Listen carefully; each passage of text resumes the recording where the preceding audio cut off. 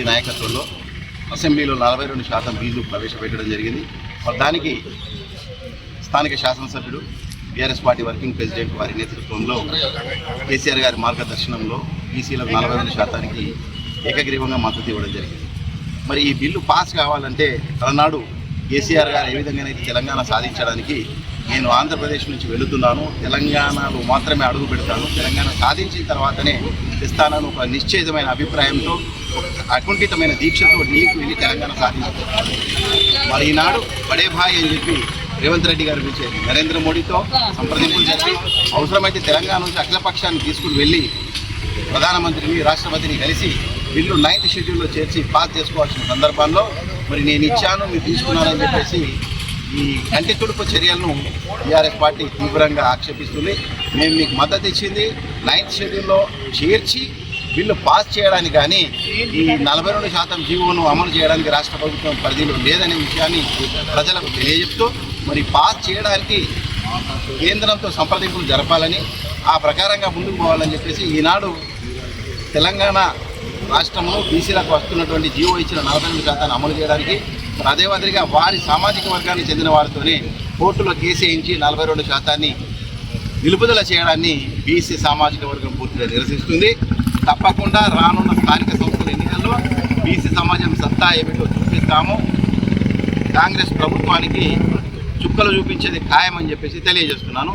సిరిసిల్ల పట్టణ ప్రజలకు విజ్ఞప్తి, బీసీ సామాజిక వర్గం ఎక్కువ ఉన్నటువంటి సిరిసిల్ల పట్టణము, సిరిసిల్ల నియోజకవర్గం 56% ఉన్న బీసీ ప్రజానీకానికి పిలిపిస్తున్నాం. ఈనాడు బంద్లో పాల్గొని మన సత్తా ఏంటో తెలియజేస్తే తప్పకుండా కేంద్ర రాష్ట్ర ప్రభుత్వాలు దిగివచ్చి మనకు 42% ఇవ్వడం జరుగుతుందని తెలియజేస్తున్నాను. జై తెలంగాణ. బీసీ రిజర్వేషన్ అమలు పరచాలని చెప్పి ఈరోజు రాష్ట్ర వ్యాప్తంగా బంద్ పిలిపించడం జరిగింది. దీనికి మద్దతుగా పెద్దలు మా స్థానిక శాసనసభ్యులు టీఆర్ఎస్ వర్కింగ్ ప్రెసిడెంట్ కేటీఆర్ గారు చూద్దా మద్దతు పలుకుతూ ఖచ్చితంగా బీసీలు 42% రిజర్వేషన్ కావాలని చెప్పి ఈరోజు మద్దతు తెలుపుకుంటూ ఖచ్చితంగా ఈరోజు ఈ పరిస్థితికి రావడానికి ఆనాడు కామారెడ్డిలో నిండు సభలో రిజర్వేషన్ కల్పించుకుంటూ మేము ప్రజలలోకి పోతామని చెప్పి చెప్పడంతో ప్రజలను 6 గ్యారెంటీలు కాకుండా అదొక గ్యారెంటీ ఏర్పాటు చేసుకొని ఇలా ముందుకు పోయిన రేవంత్ రెడ్డి ఇలా 9th షెడ్యూల్ కాకుండా కాదని చెప్పి అందరికీ తెలుసు, అయినా కానీ మేము చేస్తామని చెప్పి తెలంగాణ రాష్ట్ర ప్రజలను నిండు సభలో అసెంబ్లీలో తీర్మానం చేసినట్టు చేసి గవర్నర్కు పంపి ఇలా నువ్వు ఎలక్షన్లకు పోవడంతో ఇలా కోర్టు, హైకోర్టు కానీ సుప్రీంకోర్టు కానీ కొట్టివేయడం జరిగింది. ఇదంతా బీసీ ప్రజలను, ఇటు తెలంగాణ ప్రజలను మోసం చేస్తున్న రేవంత్ రెడ్డి గారు ఖచ్చితంగా మీకు ఇప్పటికైనా బీసీల పట్ల 42% మద్దతుకు మా పార్టీ పక్షాన పెద్దలు కేసీఆర్ గారు, కేటీఆర్ గారు మద్దతు తెలుపుతున్నాం. ఎందుకంటే ఖచ్చితంగా బీసీ రిజర్వేషన్ కావాలని.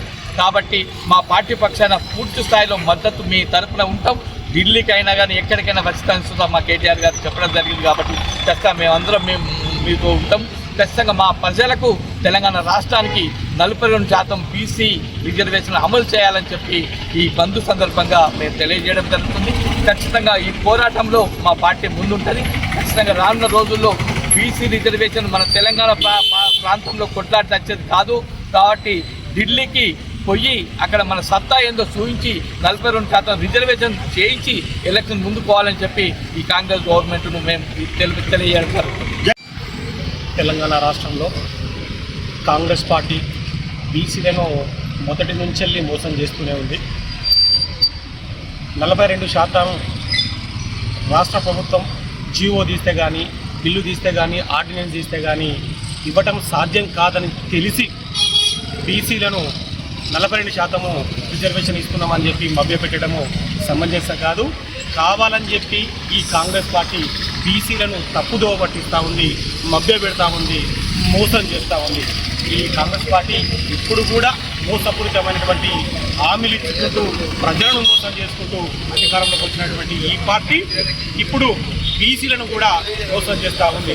ఎందుకంటే రాజ్యాంగ సవరణ చేయకుండా 42% అమలు కాదు అన్న విషయం వాళ్ళకు తెలిసి వాళ్ళు ఒకసారి ఆర్డినెన్స్ పేరిట, ఒకసారి బిల్లు పేరిట, మళ్ళొక్కసారి జీవో పేరిట కొత్త నాటకాన్ని తెరదీశారు. అదేవిధంగా జీవో ఇస్తూ అదే రెడ్డి జాగృతి నుంచి అదే రేవంత్ రెడ్డి సామాజిక వర్గానికి చెందినటువంటి వాళ్ళ సన్నిధులు మళ్ళీ హైకోర్టులో ఒక పిటిషన్ వేసి ఇది సమంజసం కాదు, 42% రాష్ట్రానికి ఇచ్చే హక్కు లేదని చెప్పి హైకోర్టు ఆపుతుందని తెలిసి రెడ్డి జాగృతి ఒక పిటిషన్ వేశారు. నేను తెలియజేస్తా ఉన్నాం కాంగ్రెస్ పార్టీ నాయకులకు, కాంగ్రెస్ పార్టీకి ఇది సమంజసం కాదు. బీసీలను మభ్యపెట్టడం కరెక్ట్ కాదు. 56% ఉన్నటువంటి బీసీలకు 42% రాష్ట్రంలో బీసీ రిజర్వేషన్ అమలయ్యేదాకా బీసీలమందరము ఏకతాటి మీదకి వచ్చి బీసీ రిజర్వేషన్లు వచ్చే వరకు పోరాటం చేస్తామని చెప్పి తెలియజేస్తా ఉన్నాం. కాంగ్రెస్ పార్టీకి హెచ్చరిక చేస్తా ఉన్నాం. బీసీలతో పెట్టుకున్న వాళ్ళు ఎవరు కూడా పోగుపోయలేదు. బీసీలమందరము ముందుకొచ్చి 42% రిజర్వేషన్ అమలయ్యేదాకా మేము నిరంతరంగా పోరాటం చేస్తాము.